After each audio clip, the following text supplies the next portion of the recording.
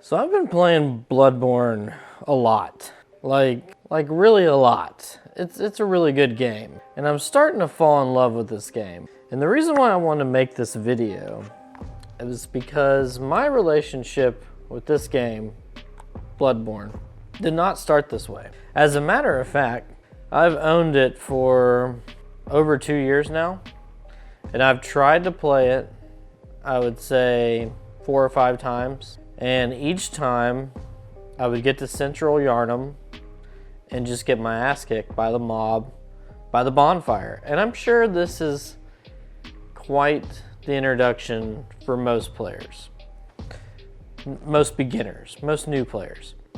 And I think honestly this section probably not scares a lot of people off, but they kind of question what they've gotten themselves into. And the first time I played this game, I did that very same thing. And the funny thing is though, I always had this feeling though when I played it, like, man, I want to get into this game so bad. Like, there's something about it that I'm so drawn to, and it's hard to describe because I've played other Souls games.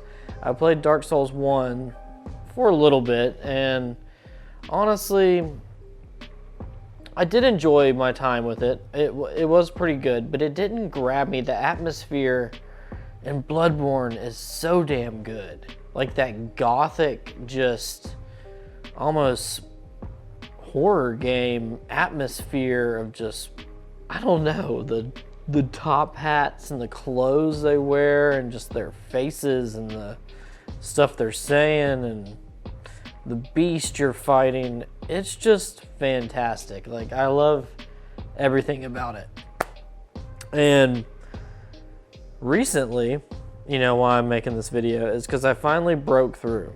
I broke through the barrier. I've been playing Bloodborne now.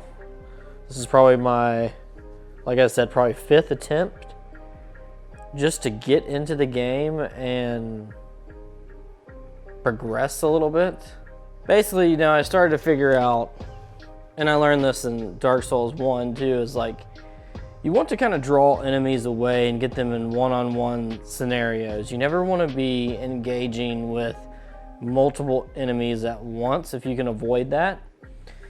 And that's basically the approach I took in Central Yharnam, is drawing the enemies in, kind of picking them off one by one, 2 by 2, 3 by 3, and just slowly start pecking away at them, drawing them away from the bonfire, taking out the guy that's shooting the guns at the top and getting away from the dog and blah blah blah. And then of course, like most people discover, you can run past them, and I just started running past them.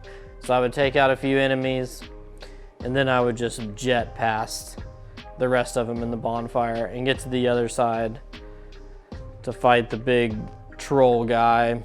And I think that's also your introduction to the crows that are on the ground, is in the next little area. And once I made it to there, I was just like, fuck yes, like, it's on now.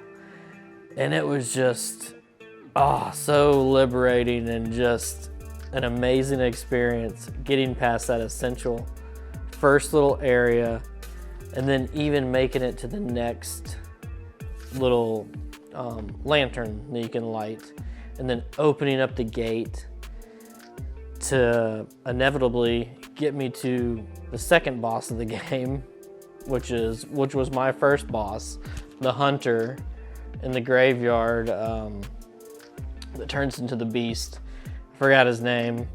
Took me like 3 or 4 times to beat him, and I kind of cheesed him, like got some cocktails, Molotov cocktails, kind of hid behind the tombstones, threw a bunch of those at him, got his health like halfway down, and then I just parried him with my little handgun and cleaver from there and just timed his attacks. But it's interesting, since I skipped the, what is it, the beast on the bridge, the Celic beast or whatever, I actually missed him before I got to the hunter in the graveyard. It's interesting how he turns into the beast at the end, so it still kind of gives you that introduction of something you might have missed completely, like I did. And I was just ecstatic after I beat him. Like, prey slaughtered. Like, now you're in the game. Now you're in the game.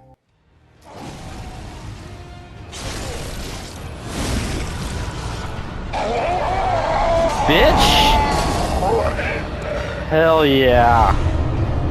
Fuck yes, that was awesome. Oh, I want to go back and save it. Shit. Which way did I come in? Oh, hell yeah.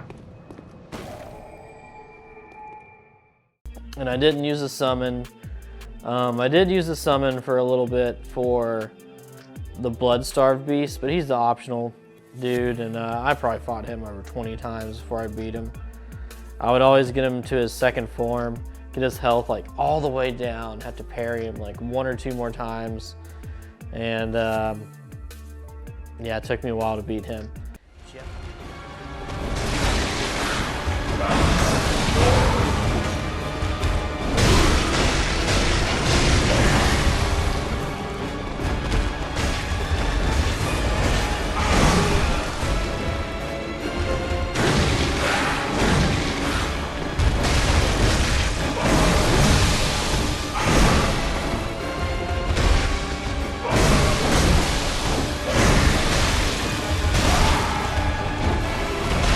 Fuck you. Ooh, shit. That was awesome. Thanks, buddy.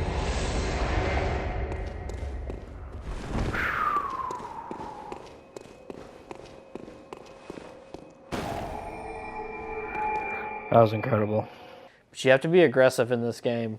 Like, if you're too passive and just kind of standing around waiting on things to happen, you're gonna get your ass kicked. It is not that type of game. You gotta learn the attacks, learn the movements of these people, always be strafing and rolling and conserving your energy, doing something in the fight. You know, being the aggressor, bringing the fight to the opponent, not let them bring it to you. That's what I love about this game, is the aggressive mentality, and the gameplay is just chef's kiss. It is so damn good. The story is awesome too. The characters, the setting, the atmosphere, the music, the gameplay. Like, I'm literally falling in love with Bloodborne.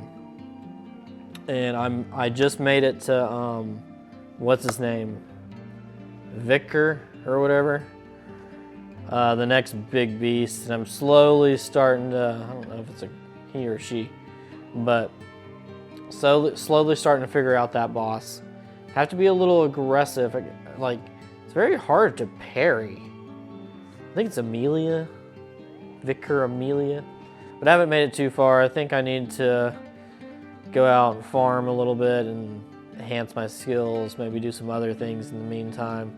But I just wanted to quickly get on here and just gush over Bloodborne and just talk about how incredible it is all these years later. And I'm so glad that I stuck it out and gave it another shot. I have no clue what even inspired it. I just finished Red Dead Redemption 2. I'm just going with the flow this year. Whatever I want to play, that's what I'm playing. And it's kind of going against my schedule at times, but whatever. We're having fun with it. I hope you guys are too. I hope you enjoyed this video. I will keep you up to date and tuned in with my experience, my journey through Bloodborne, because I will be documenting it and kind of posting some of the best clips of my reactions to certain parts and just fun stuff along the way. So comment down below if you're a massive fan or someone new to Bloodborne, or if you're into Souls games just in general. I'd love to hear about it. Thanks for watching. Consider subscribing. Give this video a like. And thanks for tuning in. I appreciate you stopping by. And I'll see you next time.